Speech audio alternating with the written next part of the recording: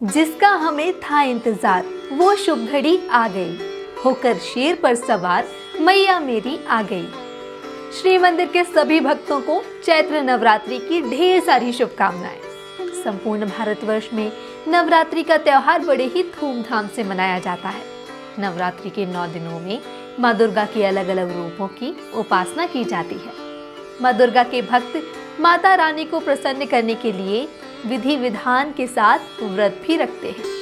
एक वर्ष में नवरात्रि का त्योहार 4 बार आता है, जिसमें 2 नवरात्रियों को गुप्त नवरात्रि के नाम से जाना जाता है, जबकि बाकी 2 नवरात्रि को चैत्र और शारदीय नवरात्रि के नाम से जाना जाता है।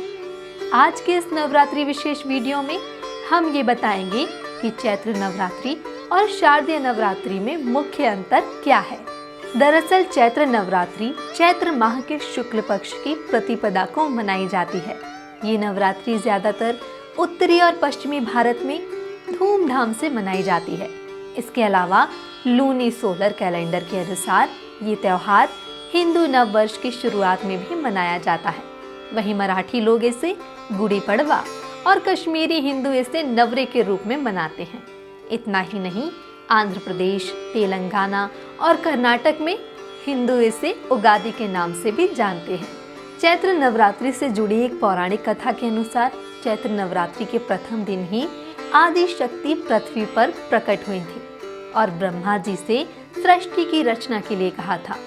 नवरात्रि के तीसरे दिन भगवान विष्णु ने मत्स्य अवतार लेकर पृथ्वी की रचना की थी। इसके अलावा चैत्र नवरात्रि की नवमी को श्री राम का जन्म हुआ था, जिसे हम रामनवमी के नाम से भी जानते हैं। और यही कारण है कि 9 दिन चलने वाले इस त्योहार को रामनवमी भी कहते हैं, जिसका समापन भगवान राम के जन्मदिन रामनवमी वाले दिन होता है।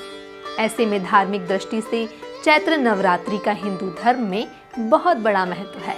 वहीं अगर हम बात करें शारदीय नवरात्र की, तो शारदीय नवरात्रि हिंदू कैलेंडर के अनुसार हर साल शरद ऋतु में अश्विन शुक्ल पक्ष की प्रतिपदा से शुरू होती है।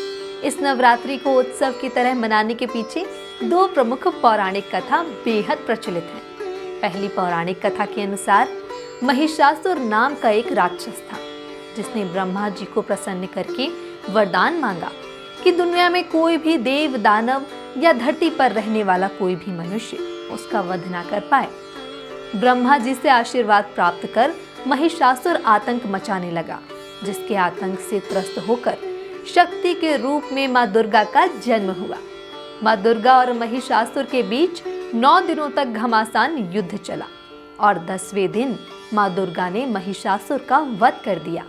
वहीं दूसरी कथा के अनुसार जब भगवान राम लंका पर आक्रमण करने जा रहे थे, तो उससे पहले उन्होंने माँ भगवती की आराधना की और भगवान राम ने 9 दिनों तक रामेश्वर में माँ का पूजन किया था।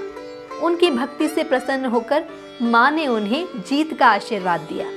उसके बाद 10वें दिन राम जी ने रावण को हराकर लंका पर विजय प्राप्त की थी। तभी से दशमी के दिन विजयदशमी का त्योहार मनाया जाता है।